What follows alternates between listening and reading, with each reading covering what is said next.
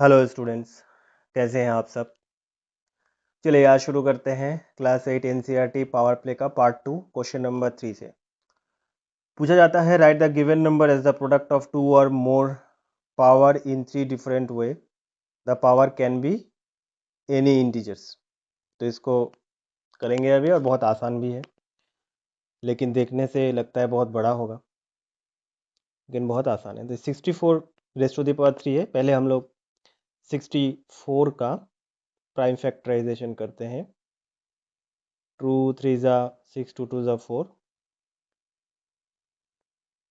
2 16, 2 8, 2 4, 2 2, 2 raise to the power 6। 2 raise to the power 6 equal to 64, और 60 raise to the power 3 है, यहाँ पर भी 2 ये हम लोग लगते हैं। तो ये 2 6, तो ये आपको ध्यान रखना होगा कि ब्रैकेट के अंदर जो एक्सपोनेंट है और ब्रैकेट के बाहर जो एक्सपोनेंट है, इन दोनों को मल्टीप्लाई किया जाता है। 2 रेज टू द पावर 18, तो 2 रेज टू द पावर 18 है। 2 रेज टू द पावर 18 को मैं 2 raise to the power 10 multiply 2 raise to the power 8 भी लिख सकता हूँ। 2 raise to the power 9 into 2 raise to the power 9 भी लिख सकता हूँ, क्योंकि यहाँ पर any integers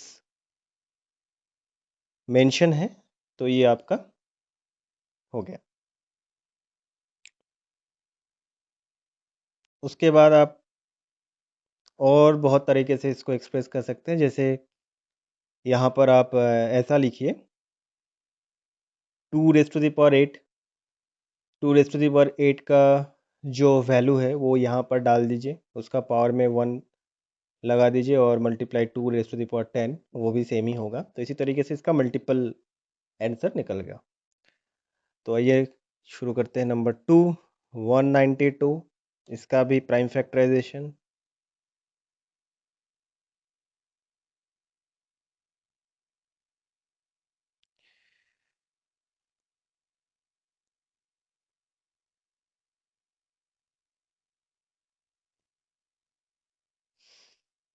to raise to the power 6 multiply 3, बाहर है 8, सो 6 इज 48। तो यहाँ पर 2 raise to the power 48 into 3 raise to the power 8, ऐसा लिख लीजिए। ये एक्सप्रेस हो गया। 2 raise to the power 48 multiply 3 raise to the power 8। इसको और एक तरीके से आप लोग कर सकते हैं इसमें, जैसे 48 को आप तोड़ दीजिए। जैसे 2 रेज टू द पावर आप 40 लिखिए, into 2 raise to the power 8 लिखिए, या 3 रेज टू द पावर 8 लिखिए, 2 रेज टू द पावर 40 लिखिए, 2 रेज टू द पावर 4 लिखिए, 2 रेज टू द पावर 4 लिखिए, 3 रेज टू द पावर 8 लिखिए। इसको बहुत तरीके से हम लोग एक्सप्रेस कर सकते हैं। उसके बाद number 3, 32 raise to the power -5। तो 32 का एल प्राइम फैक्टराइजेशन करते हैं। 2 16, 2 8, 2 4 एंड 2 2 4। तो इसका 2 रेज टू द पावर 5 -5। तो इसको ऐसे एक्सप्रेस कीजिए, 5 को 2 raise to the power 3 into 2 raise to the power 2 -5 multiply करिए। 2 -5 को 3 से मल्टीप्लाई करेंगे तो -15 multiply plus minus minus 2 raise to the power -10, ऐसे भी कर सकते हैं।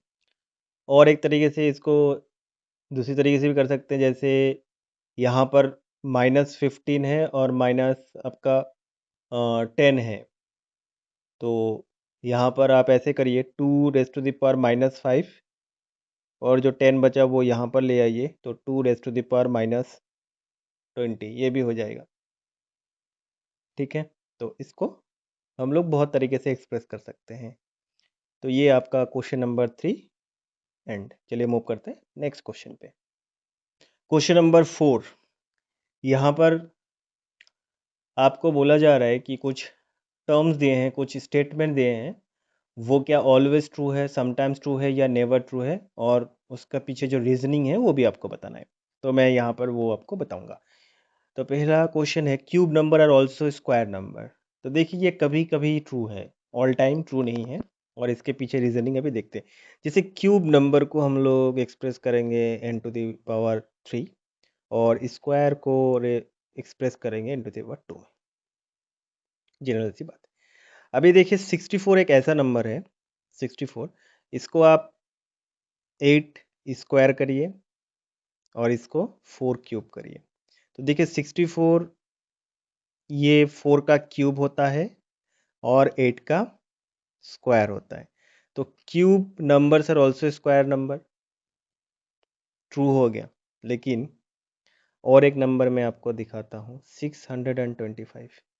ये 625 25 का स्क्वायर है, मतलब ये n स्क्वायर तो है, लेकिन ये किसी का क्यूब नहीं है, ये किसी का क्यूब नहीं है। तो कंक्लूजन क्या निकला कि cube number are also square number but sometimes, sometimes true. तो ये आपका एक्सप्लेनेशन हो गया। नंबर 2 में, question number 2, fourth power are also square number, it is always true.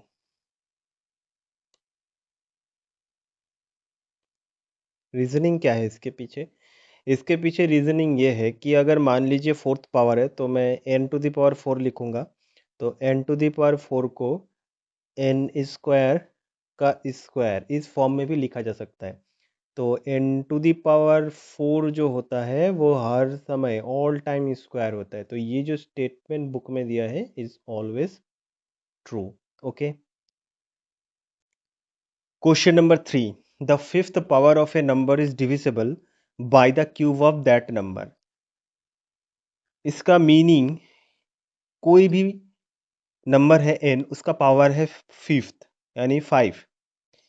तो ये जो number n raised to the power 5 है, क्या वो n raised to the power 3 या जिसको n raised to the power cube भी बोला जाता है उससे डिविजिबल है? इसके पीछे रीजनिंग देखते हैं। n raised to the power 5 ये हो गया। तो n raised to the power 5 को आप n raised to the power 3 into n raised to the power 2 भी लिख सकते हैं,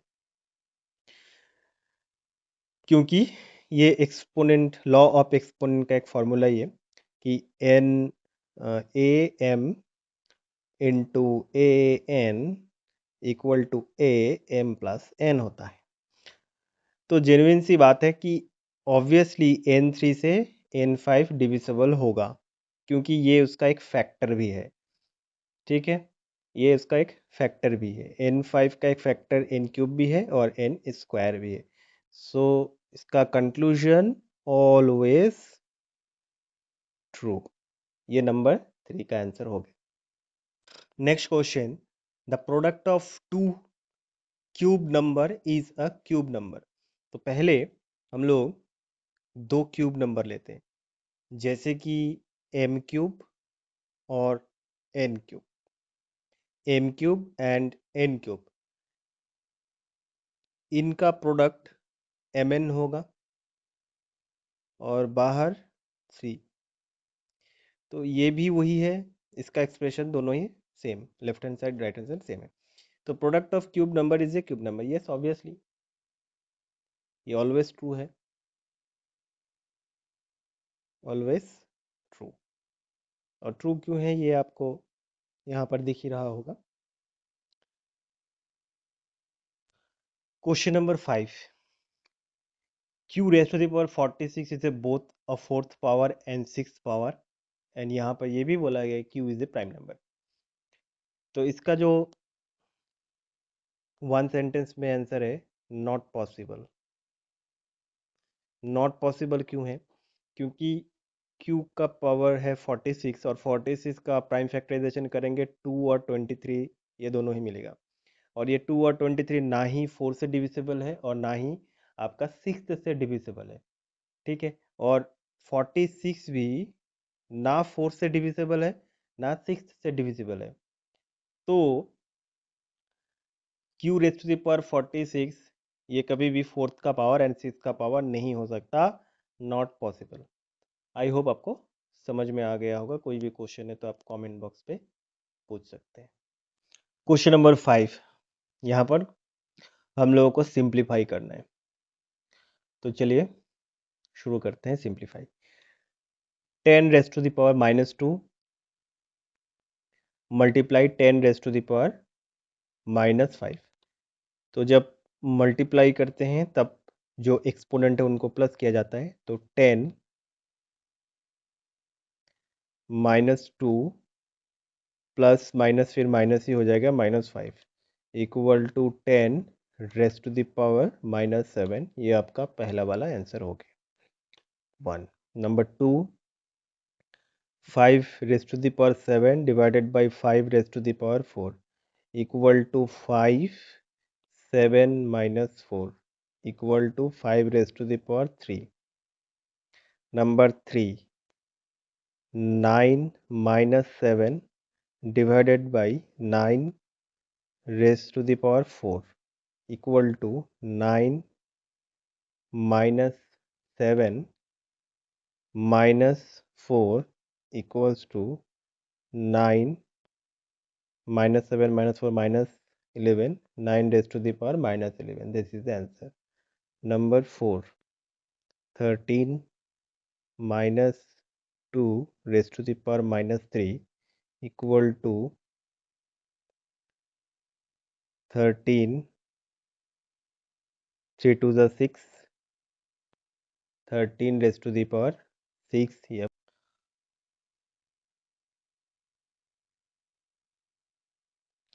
Number 5, m raised to the power 5 n raised to the power 12 multiply mn raised to the power 9।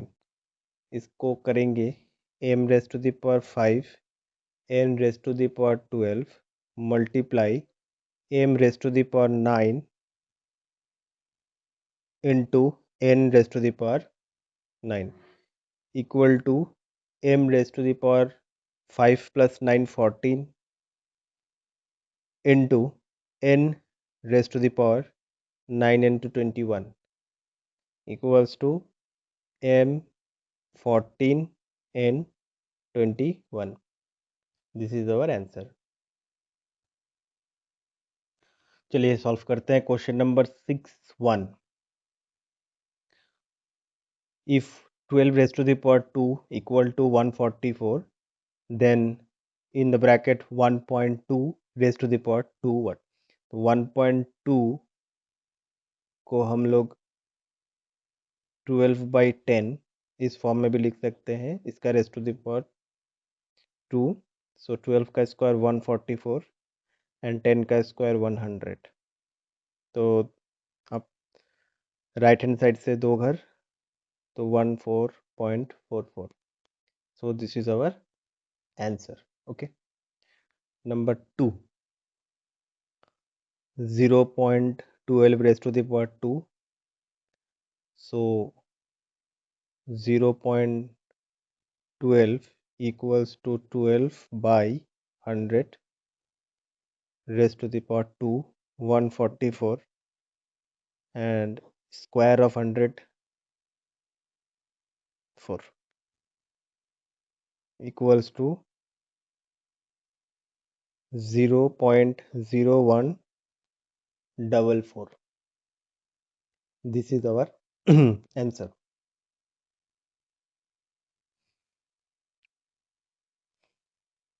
Number 3, 0.012 raised to the power 2. So 0.012 equal to 0 1 2 1 2 3 4 square 144 1 1000 square of 1000 160. So 0.001 144. This is our answer number 3, 0.00143. यहाँ पर ये 0 इसको हटा ही देते हैं, इसका कोई काम नहीं है। डिजिट के पहले जो भी 0 होता है उसका कोई काम नहीं है, अनटिल अनलेस यहाँ पर कोई पॉइंट हो तो। नंबर 4 थोड़ा सा ट्रिकी है, 120 रेज़ टू द पावर 2। तो आप एक काम करिए, 120 को 12 इंटू 10 इसमें तोड़ लीजिए। 12 इंटू 10 में तोड़ने के बाद 12 into raise to the power 2 into 10 into raise to the power 2, इस तरीके से 12 का स्क्वायर हो जाता है 144, इंटू 10 का स्क्वायर 100, तो 14400, ये आपका हो गया आंसर। इसको 120 को स्टूडेंट्स, बाकी के वीडियो बहुत जल्दी आ रहे हैं, तब तक के लिए अगर आपको कुछ वैल्यू, कुछ बेनिफिट मिला तो please like the video and subscribe the channel. Thank you.